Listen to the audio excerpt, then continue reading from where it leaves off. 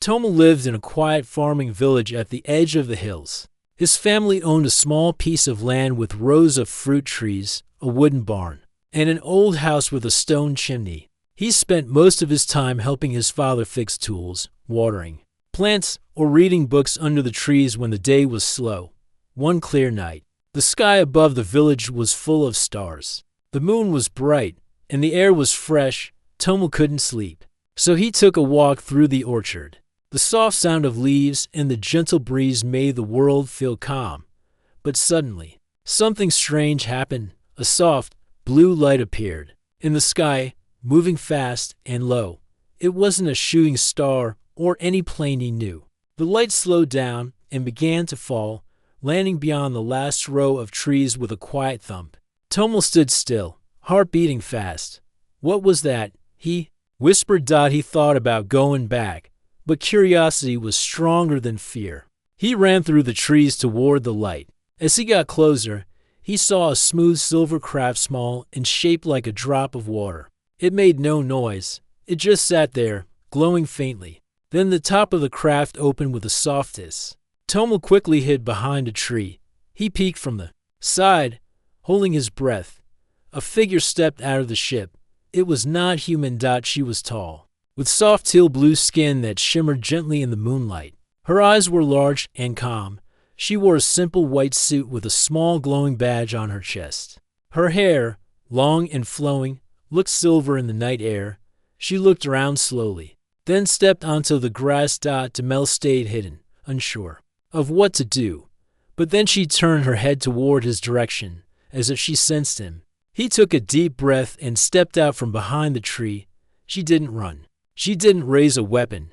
She just watched him.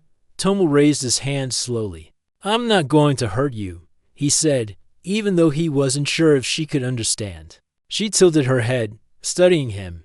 Then she raised her hand and copied his motion, palms open, peaceful. For a moment, they just stood there, two strangers from different worlds, staring in silence under the stars.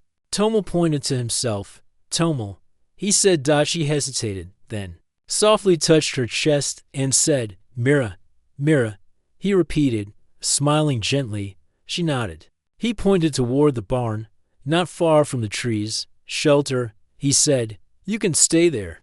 Mira looked toward the barn, then back at him. She seemed to understand. Slowly, carefully, she followed him. Tomal led her through the trees to the back of the barn. It was old but dry inside, with stacks of hay, empty boxes, and a warm corner where he sometimes rested during work. He brought her a blanket and placed a small oil lamp nearby. Mira touched the blanket, then sat down cross-legged. She looked around with wide eyes, gently running her fingers over the wooden floor and the old tools. Tomal brought her a bowl of water and a piece of bread with fruit. "Jam." She smelled it carefully, then took a bite. Her eyes lit up with surprise, and she smiled. Tomal laughed. She pointed at the jam and said, "Sweet." He smiled again. "Yes, sweet." After a while, Mira took something from her pocket. It was a small round object, glowing softly. She pressed it, and a tiny image appeared in the air. Her ship, floating above a blue planet with rings. She touched another part of the device, and small symbols appeared. She pointed to the planet and said something in her language. Tomal watched, amazed. "You're home?" he asked. She nodded. Then she looked at him and pointed to the barn, the trees, the sky. She waited. Tomal understood. He touched his heart and said, "Earth, my home." Mira repeated, "Earth." She said it slowly, carefully, as if tasting the word. Tomal sat beside her. They didn't talk much after that. Words were few, but the silence felt calm, not awkward. Mira looked around at the barn again, then at Tomal. She smiled, not with her mouth but with her eyes. Later, she lay down on the hay and closed her eyes. Tomal stayed for a while, watching the quiet rise and fall of her breath. Then he quietly walked back to the house, his mind full of questions, but his heart strangely calm. He didn't know what tomorrow would bring, but deep inside, he felt that something important had just begun, something that would change both their lives forever. The next morning, The sun rose gently over the village. Light touched the trees. Birds began to sing, and everything looked peaceful like nothing unusual had happened. But Tomo remembered everything. He got out of bed early, slipped out of the house quietly, and walked quickly to the barn. As he opened the door, a soft sound made him stop. Mira was already awake. She sat on a pile of hay, holding the same glowing round device from last night. The image of her broken ship floated above it. She looked up as Tomo stepped inside. Her eyes were calm, but her face showed concern. She pointed to the ship's image, then made a motion like something falling. Crash? Tomo guessed. Mira nodded. Then she pointed to a small part of the ship in the image. It glowed red. She showed him something else, a missing piece. Tomo understood. It's broken, he said. You need help. Mira nodded again. Tomo looked at the device closely. The damaged part looked small, like a broken ring or coil. Maybe something metal. He didn't know how alien machines worked, but he could at least try. He pointed to the table in the corner of the barn. Tools, he said. He brought her a toolbox filled with old nails, screws, wires, and strange metal pieces from broken farm machines. Mira leaned forward and began carefully picking through the items. Her fingers moved with quiet skill. She smiled slightly when she found a coil that looked close to what she needed. Tomo watched her work. He didn't know the science, but he could see her mind working like a puzzle solver. She was quick, calm, and gentle. She opened the round device, adjusted some wires, and pressed a button. A soft hum came from it. The red part turned orange better, but not fixed. Mira sighed. She leaned back, tired. Tomo brought her water and some boiled eggs. Mira smiled and took the food with thanks. She ate slowly, still watching the glowing tool beside her. Suddenly, a voice called from outside. Tomo, where are you? It was his father. Tomo froze for a moment. He whispered, stay quiet, and quickly stepped outside, closing the barn door behind him. His father stood near the trees with a bucket in his hand. What are you doing out here so early? He asked. Just checking the tools, Tomo replied. I thought one of the cows might have kicked over something. His father nodded. Well, don't forget the market today. We need fresh seeds and a new hammer. I'll go right after breakfast, Tomo said. His father walked away, and Tomo sighed in relief. When he returned to the barn, Mira looked at him with raised eyebrows. Tomo smiled. It's okay. Just my father. She nodded slowly, as if understanding the risk. From that day on, Tomo and Mira made the barn their secret each morning. He brought her food, and they worked on fixing her device each evening. He lit a small lamp so she wouldn't feel alone. They found ways to understand each other. Tomo taught her words like tree, sun, fruit, and home. Mira learned quickly and even taught him a few simple words from her own language. It was soft, musical, and full of light sounds. Mira loved to watch the birds fly and listen to the wind in the leaves. She once touched the petals of a red flower and looked at Tomo with amazement. Soft, she said. Like sky dust. Tomo laughed. It's called a rose. Rose, Mira repeated, smiling. Day by day, Mira's health and spirit grew stronger. But trouble was not far. Strange things had been happening in the village. People saw lights in the sky. One man said his sheep ran off after hearing a song from the clouds. Another said he found deep marks in the soil near the woods. The villagers began to talk. Some said it was spirits, others blamed machines or strange weather. Tomo stayed quiet. One evening, as he walked back from the barn, he heard a group of neighbors speaking near the well. I tell you, said an old man, something is hiding in those trees.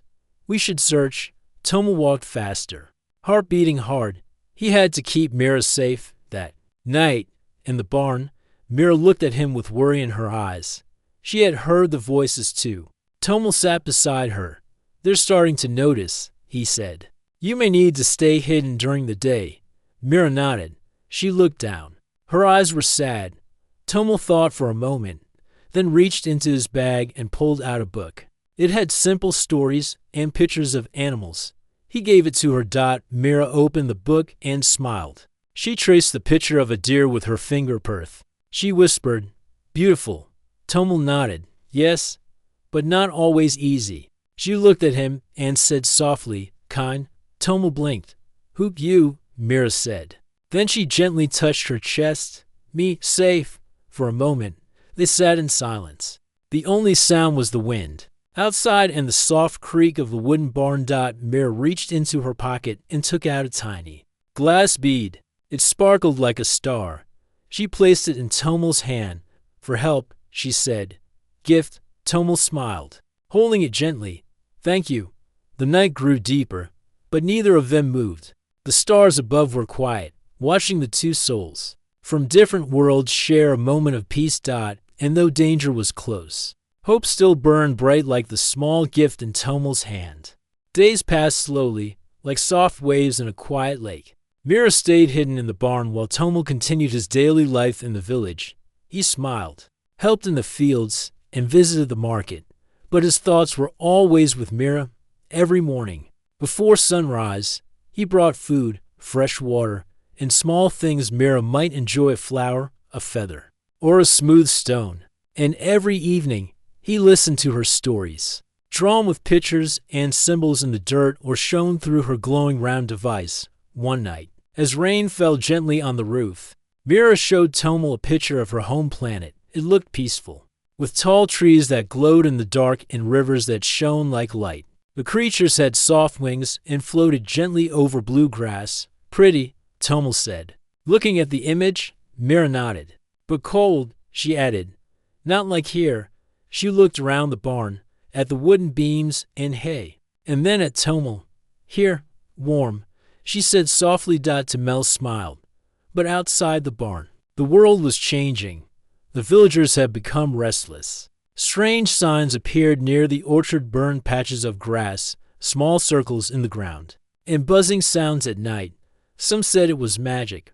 Others believed it was something from the sky. One morning, a man named Heron, who always liked to ask questions, stopped Tomel on the road. You're always near the orchard, boy, he said. Seen anything strange? Tomel kept his face calm. No, just foxes and wind. Heron narrowed his eyes. If I see anything, I'll report it. The village council is worried. Tomel nodded and walked away quickly. That night, he ran to the barn faster than usual. Mira was sitting quietly, her eyes watching the door. Trouble? She asked. Tomel nodded. They're getting curious. Mira stood up. I can go. No, Tomel said quickly. Your ship is not ready. The village is not safe. But the barn still is. Mira lowered her head. I don't want to cause pain. You're not, Tomel replied. You didn't choose to fall here. You needed help, and I gave it. That's what matters. She looked at him with soft eyes. Then she said, You're different. Tomel chuckled. Is that good? Mira smiled. Yes, very. Suddenly, she coughed, a soft, dry sound at first. Then again stronger. Tomel looked worried. Are you okay? Mira tried to smile. Just tired. But Tomel wasn't sure. Her face looked a little pale, and her hands felt cold when he touched them. That night, she grew weaker. She shivered, even though the barn was warm. Tomel placed 2 extra blankets on her and lit another oil lamp for warmth. He remembered something his grandmother had once said. Nature always gives a cure if you know where to look. The next morning, Tomel gathered herbs from the hillside. He picked soft green leaves and small purple flowers. He boiled them into a tea and brought it to Mira.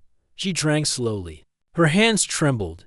You'll feel better, Tomel said gently. Mira looked into his eyes and whispered, Thank you, always. For 2 days, Tomel stayed close. He didn't go to the village, only left the barn to bring food or fresh water. Mira slept most of the time, but when she opened her eyes, she always smiled at him. On the 3rd night, she finally sat up again. Better, she said, her voice quiet but strong. Tomel sighed in relief. Good. I was worried. Mira looked at him and placed her hand over her heart. You stayed. Of course, Tomel said. You would have done the same. Mira looked down. My people don't understand feelings like this. We help, yes, but not like you. Tomel leaned forward. What do you mean? She took a breath. In my world, we live by order and purpose. There is no space for soft things, like kindness, without reason. Tomo stayed quiet. Mira touched the glass bead she had given him before. This was just a symbol, but now it feels like something real. She looked up at him. You, human, what have you done? She said softly. You've captured my heart. Tomo's eyes widened. He didn't expect those words, but he saw the truth in her eyes, not just friendship, but something deeper, something new for both of them. He didn't say anything right away. Instead, he reached out and gently touched her hand. You have mine too, he said, and you didn't even try. They both smiled. No more words were needed that night. The rain outside stopped. The wind grew quiet. And in the silence of the barn, two hearts from two different worlds beat softly, but in the same rhythm. The days grew warmer. Flowers bloomed round the orchard, and bees hummed in the tall grass. The sky remained calm, but Tomo knew things were changing. Mira was stronger now. Her health had returned, and her smile came more often. She had made great progress with her device. It glowed green now, and she said only one part was still not working. Each day, she and Tomo worked together, side by side. They shared stories with words, pictures, and small hand signs they had made together. Mira's voice was clearer now. She had learned many Earth words, and her favorite was still sweet. She used it to describe the jam, the wind, the bird songs, and sometimes Tomo. One evening, while they were sitting under a tree behind the barn, Mira looked at the sky. Do you miss your home?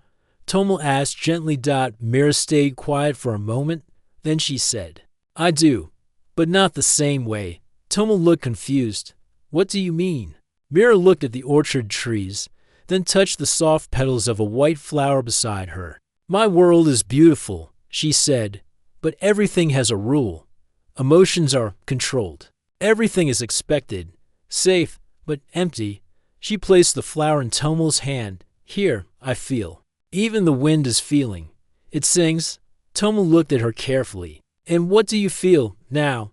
Mira's eyes met his. She gently reached out and placed her hand on his chest. Her palm rested over his heart. She whispered, here, strong.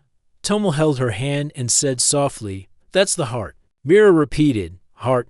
Then she smiled. You human, what have you done?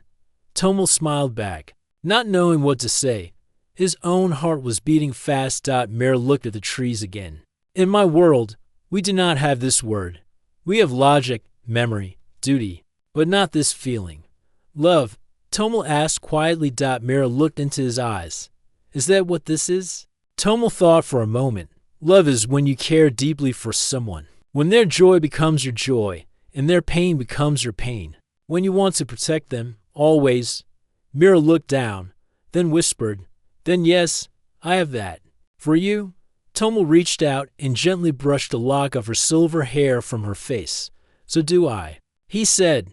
They sat quietly for a while. The sun was low now, painting the sky orange and gold. Birds flew across the sky in soft lines. The world felt still, like it was holding its breath for them. Later that evening, Mira brought out her glowing round device again. She pressed a button, and a new image appeared, a map of the stars. A blinking dot showed the position of Earth. Another dot far away showed her home. She looked at Tomo. This tells my people where I am, but it is off. When it is fixed, they may come. Tomo nodded. Do you want them to come? I don't know, she said. They may take me away, but I want them to know Earth is not dangerous. She looked at him again. I want them to know about you. Tomo didn't answer at first. He stared at the glowing dots. If they take you away, I won't stop them, but I'll miss you. I will miss you too, she said softly. That night, Mira worked late inside the barn. Tomo stayed beside her, handing tools, holding the light, watching her fix the last piece of the broken signal. When she was done, she pressed a small button, and a soft hum came from the device.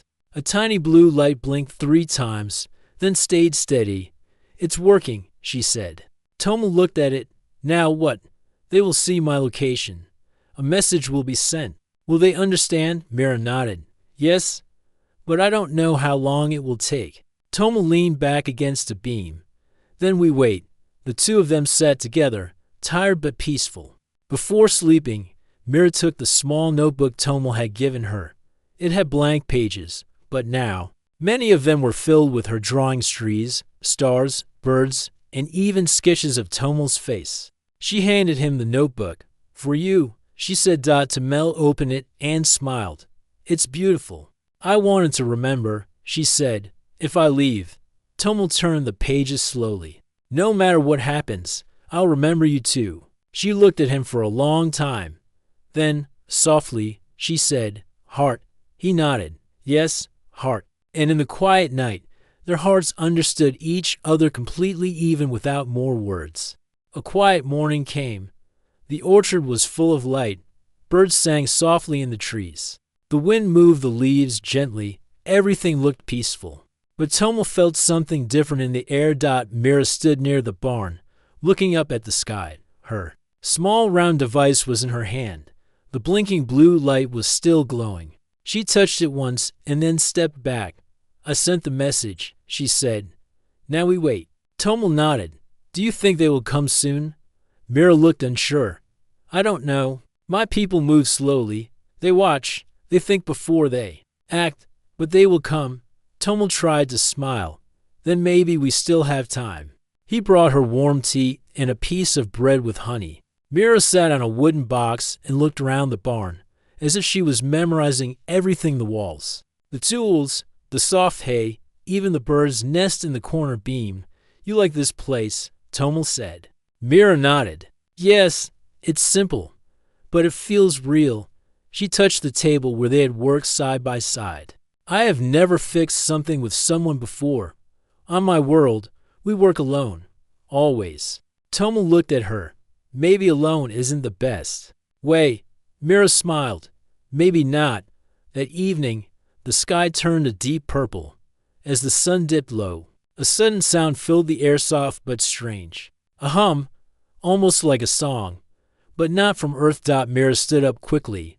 "They are near," she said. Tomo looked up. His eyes widened. In the sky above the trees, a large ship appeared. It didn't roar like an airplane or shine like a bright star. It floated silently, like a silver cloud. Its surface glowed gently, and small lights moved along its edges like stars dancing. The villagers didn't see it. The ship stayed high and quiet, hidden behind clouds and moonlight. Mira's round device blinked 3 times. "They are calling," she said. "I must answer." She pressed a button, and a soft voice came from the device. It spoke in Mira's language. Tomo didn't understand the words, but he saw the way Mira's eyes filled with emotion.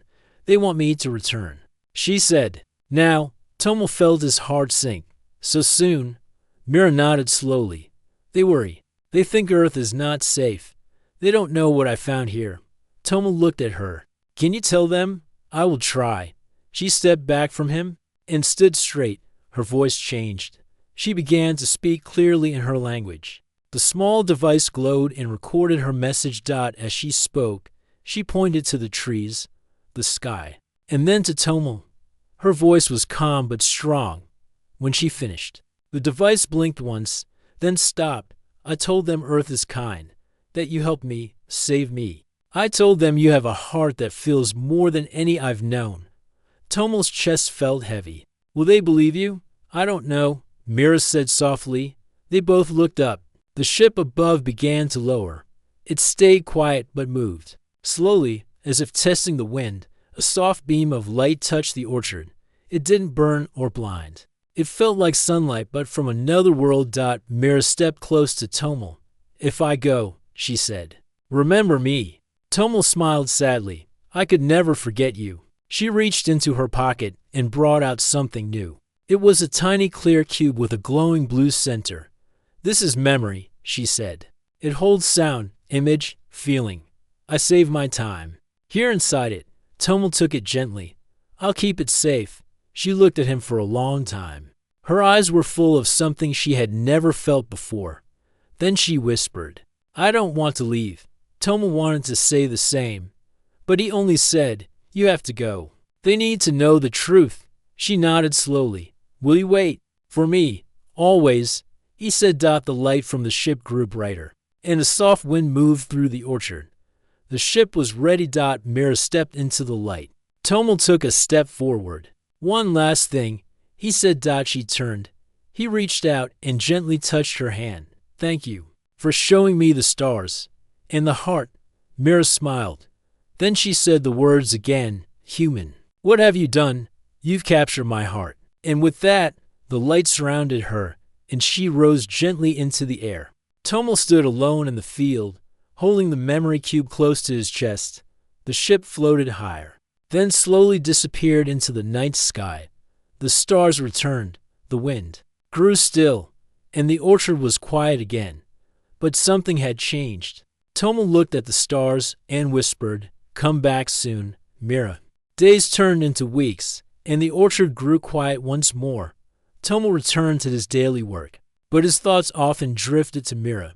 He held the small glowing cube she had given him close, feeling the warmth inside it, a memory of their time together. Each evening, Tomo would sit beneath the same old tree where they had shared stories, looking up at the stars. The sky seemed brighter now, as if the stars themselves remembered Mira's presence on Earth. One afternoon, while working near the barn, Tomo heard a soft noise coming from the sky. He looked up and saw a small, shining object slowly descending.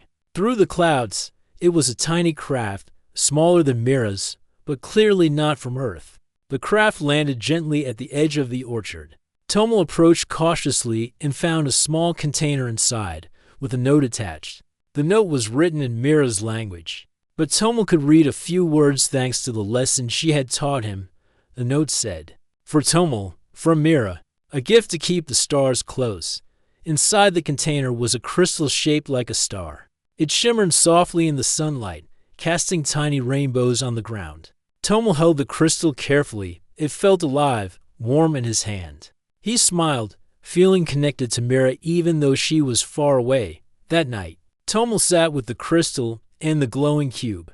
He turned the pages of the notebook Mira had filled with drawings and stories. Her words and images told him more about her world, her people, and the stars they loved. He realized that Mira's message was more than just a call for help. It was an invitation and opening for friendship between two very different worlds. Months passed. News arrived that a small group of Mira's people had come to Earth. They did not bring weapons or machines. Instead, they brought gift seeds. From their world, musical instruments, and books filled with stories and art. The villagers were surprised but curious. Tomo helped them understand Earth's simple ways. And in return, he learned about the stars, their songs, and the wisdom of Mira's people. One day, Mira returned. She looked older and wiser, but her eyes still held the same gentle light. She smiled when she saw Tomo waiting under the tree. "This world," she said softly, "is simple, but it opened my soul." Tomo reached out and took her hand. "Human or not," he said, "you are part of this home now." Together, they walked into the orchard, where the stars and hearts had first met. Years had passed since Mira first arrived in the orchard. The quiet village near the hills had changed in many ways. But one thing remained the same: the bond between Tomo and Mira. Tomo was no longer the young man who first saw the glowing ship land. He had grown into a wise and patient person, known in the village for his kindness and courage. Mira was no longer just a visitor. She was a friend, a teacher, and a symbol of hope. Together, they had built a small station near the orchard where humans and Mira's people could meet. The place was simple but filled with warmth: wooden benches, open windows, and walls decorated with drawings from both worlds. People from Earth and Mira's home came to exchange ideas, stories, and songs. They planted gardens with seeds from both planets, watched stars together, and learned that kindness could cross the greatest distances. One bright morning, Tomo and Mira sat under the old tree where they first met. The sunlight filtered through the leaves, casting soft shadows on the ground. Mira smiled and touched a small flower growing nearby. "This garden," she said softly, "is like the sun shining together." Tomo looked at her and nodded. "Two suns, two worlds, but one heart." They sat quietly, listening to the gentle sounds of the orchard, the wind, the birds, and the laughter of children playing nearby. The future felt full of promise. Mira reached out and took Tomo's hand. "Thank you," she said, "for teaching me about Earth, for showing me kindness, friendship, and love." Tomo squeezed her hand gently. "Thank you, Mira, for showing me the stars and the heart beyond the sky." They smiled at each other, knowing their story was more than just a meeting between two beings. It was the beginning of a new chapter for all who believed in peace and understanding. As the sun began to set, painting the sky with colors of orange and pink, Tomo and Mira stood and walked slowly through the orchard. The stars began to appear, shining softly above the two suns, and beneath that quiet sky, two hearts, one human, one starborn, beat together forever.